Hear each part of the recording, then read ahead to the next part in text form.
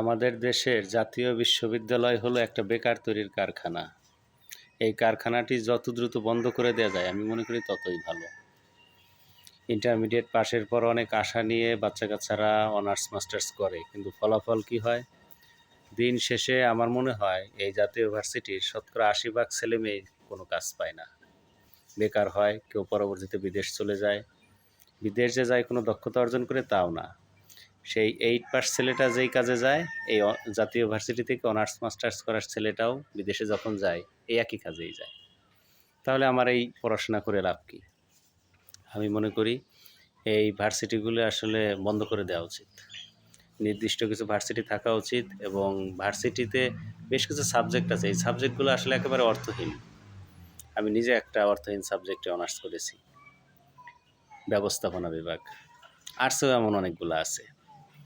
তো এইগুলো আসলে বাদ দিয়ে দেওয়া উচিত। আর রাখলেও খুব অল্প পরিমাণ সিট থাকা উচিত, সেটা 10টা 20টা বা 50টা সর্বোচ্চ।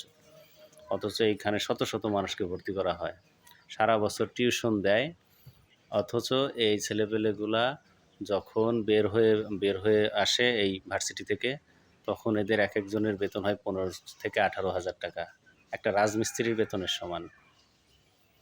আর সরকারি চাকরির চিন্তা যারা করে তাদের তো অধিকাংশই গোঁড়া হয়ে যায়, কেউ হতাশায় ভোগে, আরও নানান সমস্যা।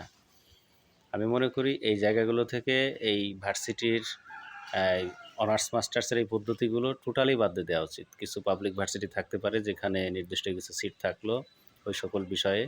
তত্ত্বীয় ব্যাপারের বাইরে আমাদেরকে নির্দিষ্ট কাজ শেখানো হোক।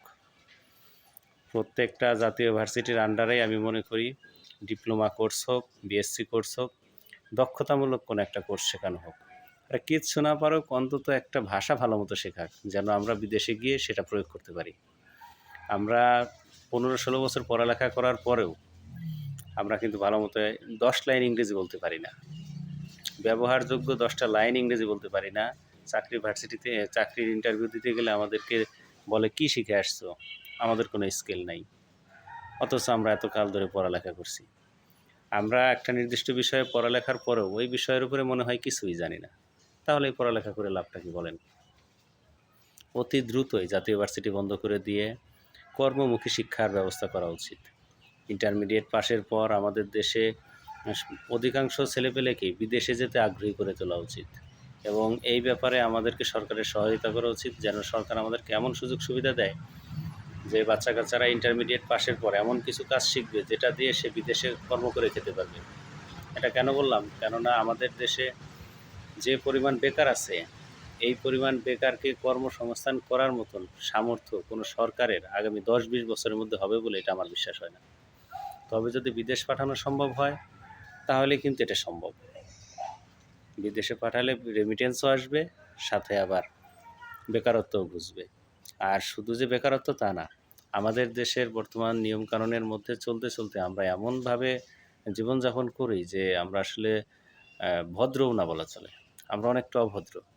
বিদেশ থেকে মানুষ শুধু টাকা পয়সা ইনকাম করে আসে না, বিদেশে গিয়ে মানুষ ব্যবহারটা পর্যন্ত শিখে আসে। রাষ্ট্রের প্রতি দায়িত্ব কী, কীভাবে চলতে হবে, এবং কোনো কাজে যে ছোটো না, এই মানসিকতাগুলো আসলে বিদেশ গেলে হয়। যারা বিদেশ থেকে ফেরত আসছে এদেরকে আমি দেখেছি যে এরা এরকম বেশ ভালো মন মানসিকতার হয়। এই জন্য আমি বলি এই বেকার তৈরির কারখানা এই জাতীয় ভার্সিটি হয় বন্ধ করে দেখ, নয়তো এর আন্ডারে কোনো দক্ষতামূলক কোর্সের ব্যবস্থা করুক। অন্তত আমাদের মতো যারা নিম্ন শ্রেণী বা মধ্যম শ্রেণীর যে সকল পরিবার আছে, এই পরিবারগুলো বেঁচে যাবে। মিথ্যা আশা দিয়ে আপনি অনেক সময় আমাদেরকে ধরে রাখতেছেন, কিন্তু একটা সময় পর এই বাবাও সন্তানকে চোখে দেখতে পারে না, আর সন্তান তো বাবার প্রতি কী বলবো, তার মুখে কোনো ভাষাই থাকে না। অতি দ্রুত আসলে এগুলো বন্ধ করা উচিত।